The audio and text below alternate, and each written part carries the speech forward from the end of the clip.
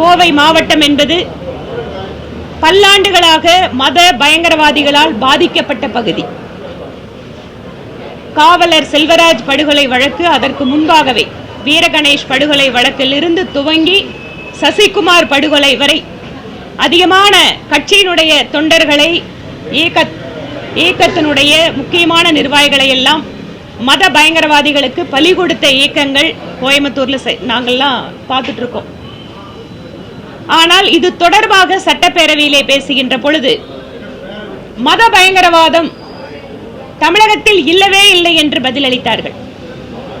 நான் அவர்களுடைய கொள்கை விளக்க குறிப்பினை எடுத்து படித்து காட்டினேன். 100க்கும் மேற்பட்ட இளைஞர்கள் சர்வதேச மத பயங்கரவாத குழுக்களான ISIS, அல் கொய்தா போன்றவற்றினுடைய தொடர்போடு இப்போதும் இயங்கிக் கொண்டிருக்கிறார்கள்.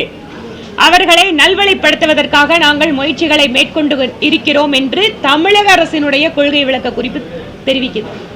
இதை எடுத்து படித்து காட்டியவுடன் நான் சொன்னேன், மத பயங்கரவாதமே இல்லை என்றால் கோயம்புத்தூரிலே கார் சிலிண்டர் வெடிகுண்டு அந்த வழக்கு 4 குற்றப்பத்திரிகை தாக்கல் செய்து இப்ப நடந்துட்டு இருக்கு. இதையெல்லாம் என்னன்னு கேட்டேன். அதான் நடவடிக்கை எடுத்தாச்சேன்னு சொல்றாங்க. ஆனால் இன்னமும் கூட தமிழகத்தில் மத அடிப்படைவாத குழுக்களோடு தொடர்பு கொண்டிருக்கக்கூடிய இளைஞர்களுக்கு மூளை செலவை செய்யப்படுகிறது என அரசு சொல்கிறது.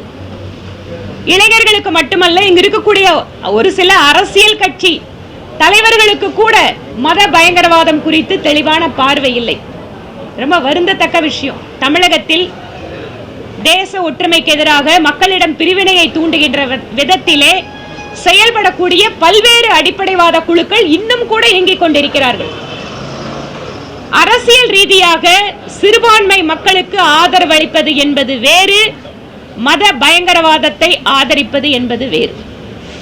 இந்த இரண்டுக்கும் இடையிலே இருக்கக்கூடிய வித்தியாசத்தை புரிந்து கொண்டு அரசியல் கட்சிகள் நடந்து கொள்ள வேண்டும். சிறுபான்மை மக்களுடைய வாக்கு வங்கிக்காக சிறுபான்மை இனத்தை சார்ந்த இளைஞர்கள் வழிதவறி செல்வதை யாரும் ஆதரிக்கவோ அவர்களுக்கு வேறு விதங்களில் ஆதரவு குரல் கொடுப்பதோ இந்த நாட்டினுடைய பாதுகாப்பை அச்சுறுத்தலுக்கு உள்ளாக்கும் என்பதை அவர்கள் புரிந்து கொள்ள வேண்டும்.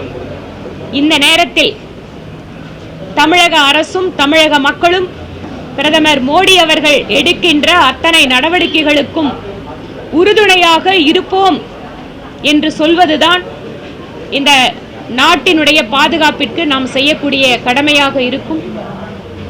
பிளே ஸ்டோர் மற்றும் ஆப் ஸ்டோரில் இருந்து பாலிமர் செயலியை QR கோடு மூலம் பதிவிறக்கம் செய்யுங்கள். செய்திகளை உடனுக்குடன் பெறுங்கள்.